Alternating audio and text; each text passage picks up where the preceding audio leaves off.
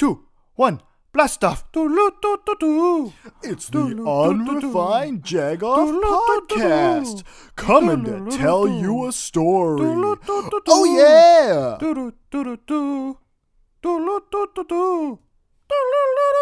Alright, that's enough of that. Hey everybody, and welcome to episode 8 of the Unrefined Jagoff. I'm your host, Ian Cavelli.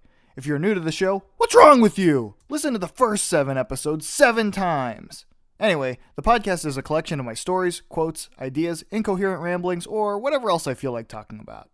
Last week I got some great news. News that's good for both of us. I got a new job, which means I'm out of the old dump, and I can finally make an episode about it. Aren't you guys lucky? 2016 was a rough year. I had just left the job I saw no future at to work at a company so awful it made me miss retail. I decided at that point, as much as I hate the healthcare industry, I hate customer service, payroll, and being timed for my bathroom breaks even more. My girlfriend Christina and I had met at our job in 2014 and spent most of 2015 job searching until we both landed the same shitty payroll customer service job, which isn't what this episode is about, but it's important because our first week on the floor in 2016 was miserable to say the least. I was trying to convince myself that it didn't make me want to kill myself, but Christina knew that she hated it from day one. By that Friday, we were both job hunting constantly. The only good thing about the 10 to 7 schedule at the time was cramming in early interviews. The bad thing was we got a lot of rejection anyway. In fact, we both applied for the same job in April through an agency and didn't get it, but 2 months later, after 6 months of payroll purgatory, we both got the job as direct hires for less money. June 2016 through the start of 2017, the job was great. Most of what we did was some basic math and problem solving, listening to our music and podcasts all day, and occasionally doing some overtime. Our bosses were awesome. They knew we worked hard and we kept to ourselves, so they'd just leave us alone unless we needed them. On top of that, they let us have flexible schedules. But, like most things that are good, they came to an end at the hands of idiots and horrible management. Looking back now, I was sort of doomed from the start. By the time we were hired, the only free desks were makeshift urinal stall-sized desks up against a wall just big enough to cram a computer in. Mine was the worst because it was just in the middle of the T-shape of the rows and right in front of the printers, so people constantly walked behind me. The last job had been so bad that I just kind of ignored it for the first couple months, but I was surrounded by boring old ladies talking about their low-carb diets, how stupid their children were, and how stupid their husbands are. Basically, I have permanent hearing damage now from trying to block them out. One of them, let's call her Gum Teeth, because she has significantly more gums than teeth, would prattle on literally the entire goddamn day, just telling people shit like, "My baby told my husband, 'No, mommy, I'm daddy, you're mommy,'" in their stupid nasally Edith Bunker loud voice. Every day, "Hey, so-and-so, how's your baby? Still a baby? Listen to me complain." She's one of those people that only starts conversations so she can talk about herself or start crying because too many people are sending her emails. That isn't a joke. She actually cried once because she got probably 10 emails in a day or something. Luckily, at some point, she got too pregnant and started working from home. Working from home was a pilot program she crashed into the ground. Basically, no one was doing any work from home, so they told everyone that was working from home they have to come back to the office. And she just quit because apparently standing around talking about your family all day is too hard. I mean, the plus side here is that she couldn't bring her 2 sick kids in to cough on everyone while her idiot husband wanders around, but then no one could work from home. I honestly don't know how they haven't died like a bad game of The Sims by trapping themselves in the house and accidentally lighting it on fire. Near her sat her idol, the one she looked up to as a god or a mother or something. Let's call her Def Leppard, because she's like an aging hair metal groupie that says everything is hilarious. So anytime someone told a dumb story about how their baby shat itself or drank paint or something, she'd go, that's hilarious, at least 30 times a day. Honestly, none of it was ever hilarious. Her voice is weird. It's erratic in a way that's best described as a drunk person on meth. So it's basically like, she told me that I'm not taking no lunch. Not no way, ain't no way, no. So it's like a goose or a donkey. Most days she'd crack open a Diet Pepsi at like 8 a.m. at the latest, take 15 smoke breaks, and turn on her space heater because 80 degrees is apparently too cold for these idiots. Despite the fact that everyone has been told to stop, everyone was constantly running space heaters and blowing fuses that knock out half the room's computers. Just ignore the fact that they risk burning the building down and everything still makes no sense. Anyway, next to her was Cleveland Jr. I know the Cleveland show isn't regarded as successful or good to most people, but her voice sounded almost exactly like Cleveland Jr. She'd slowly walk back and forth to the bathroom 47 times a day because, like almost everyone else in the office, she was pregnant. It was almost like everyone in the office had some weird ritual cult where they all had to get pregnant to fulfill the prophecy, paid time off, and many moons of bad stories. Basically, she'd come in every day like, "Oh, my baby. Hey, baby, how's your baby's daddy, baby? My baby is baby bab." And talk to her kids on the phone or the bank or whatever for the first 3 hours of work. She was nice to me, but I don't get it. When I started the job, the corner to my right with the people I was just talking about was the loud corner. About 2 months in, they started hiring people about as fast as they were quitting, which caused the beginning of the end.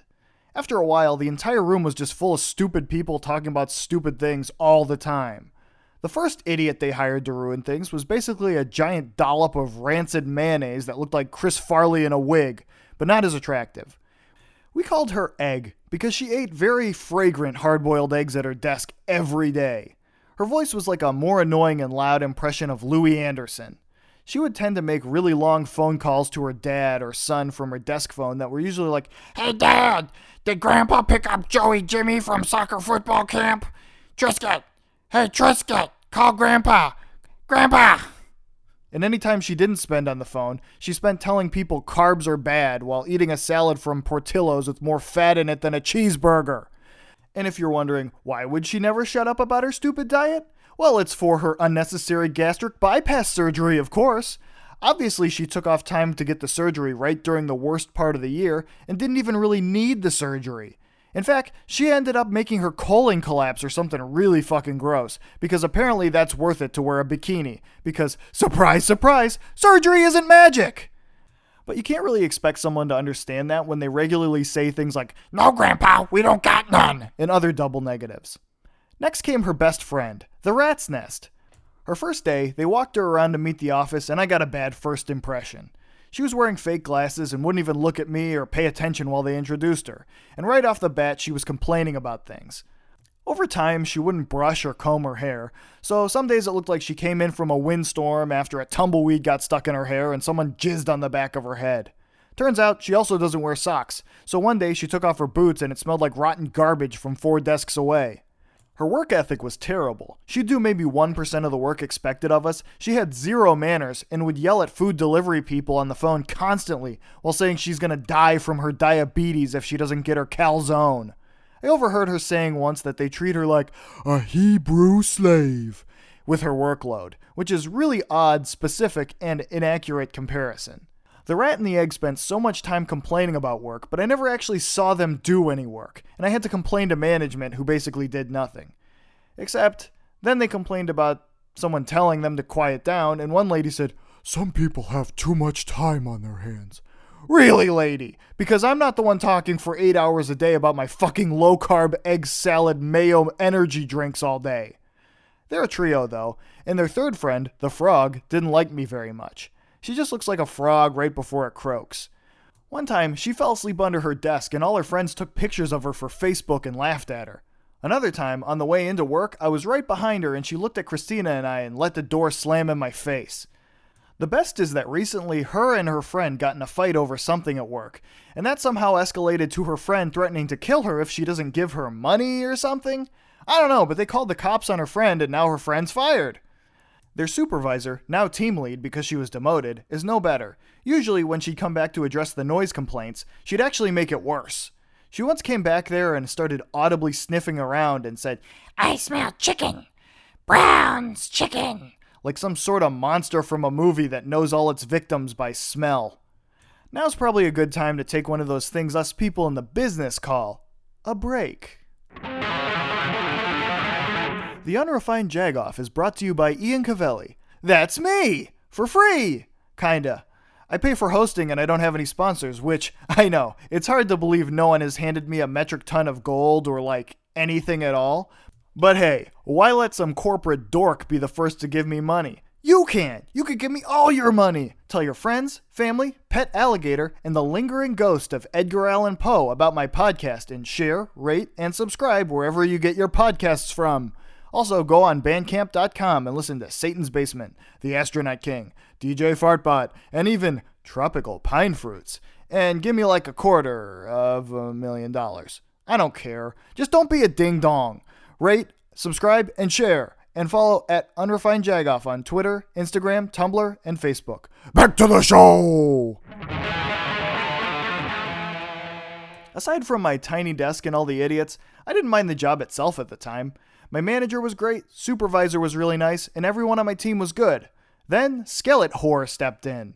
If you've ever wondered what would happen if Rachel Ray went anorexic, did some heroin, and got a marble stuck somewhere in her sinuses, that's pretty much the director. I completely blame her for the center's downfall because 1, she's a bitch, 2, she treats everyone like they're idiots, and 3, the ones she does respect actually are idiots.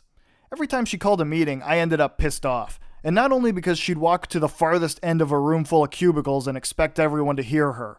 Basically, every meeting is to tell us our numbers are bad, they're taking something away from us as punishment, and that she's an evil dictator that will probably get fired eventually. After she took charge, my good manager was moved to another building before she quit and was replaced by a big idiot lady that seems like a frat boy. Then, 4 more managers were given the choice, which means quit or be fired, which is followed with every single person from original management quitting. So within the last year, over 30 people have either left for corporate or quit. For a center that only had 60 people last year, I think that's considered bad. Here's a problem. We all had one-on-one meetings and said that communication sucks. Next week, they say we're not allowed to email our manager anymore. I guess we should have tried reverse psychology. With new management came employees from the other building and some guy that was a manager that I think just basically put up poster boards all day. I've never seen him do anything. One of the guys from the other building, we'll call him Milhouse, because my friend at work pointed out that when he lifts his glasses, he has little beady eyes like Milhouse did in The Simpsons. He's essentially a pompous asshole that wears either a suit and a tie or a vest and a tie every day, and literally no one else in the company even wears a tie. His job is essentially just simple data entry, but he complains all day about how everything is too hard and wrong. He just sounds like if Bill Cosby accidentally took some of his own roofies. He talks agonizingly slow, and if you ever ask him a favor, he acts like his time is too valuable to do his job correctly. It's always just, they keep answering these NDCs wrong, and I can't keep changing these things, and I can't type the dates in my notes because that's an extra step that takes me time. Yeah, I got in an argument with him once because he said it was too much extra work to type the claim dates in his notes. I just ended up storming back to my desk saying something under my breath about how he's a lazy douchebag. And he also likes to yell at people at insurances with nonsense when he doesn't get his way, like, "Give me a level 2. Can you put on a level 2? Put a level 2 on the line. You don't know what you're doing. You're not a level 2. What the fuck is a level 2? Seriously.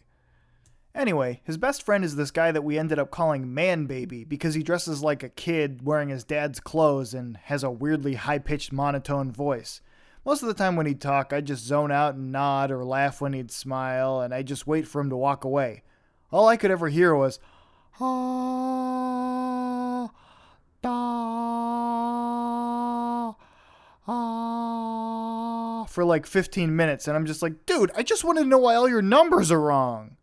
I think his collector hated him and knew he was an idiot at least. She'd always yell at him for having to correct his mistakes. But she had an odd relationship with Milhouse, though, where they'd just kind of do some weird flirting or something. It sounded gross and awkward, so I tried not to pay attention. After a while, I just stopped caring. My last week I spent at least a few hours whipping paper clips and launching rubber bands. Sometimes I'd open junk email just to see what happens. Well, I'd always open junk emails just to see what happens.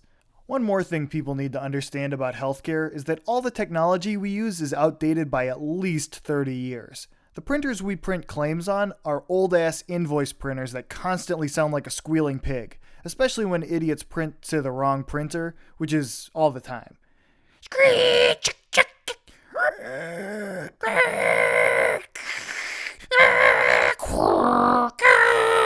It's kind of like that.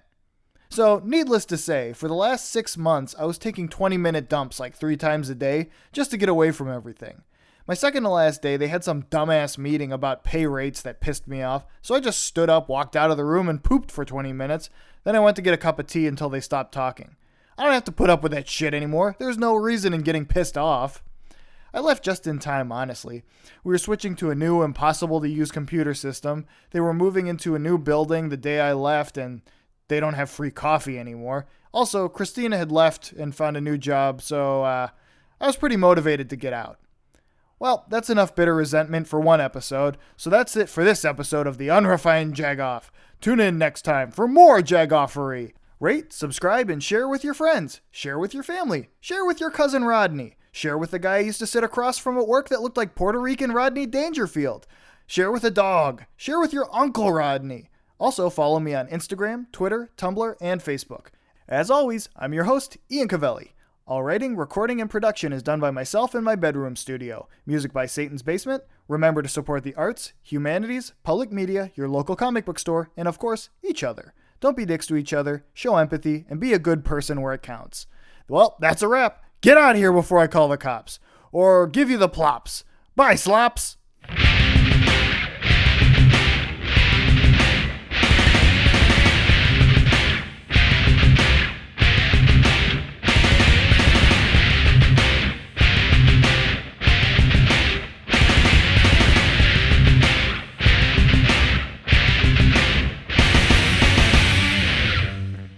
Hey, did you know where the bathroom is? I can't find my letter opener. My vest is on too tight, and I think these NDCs are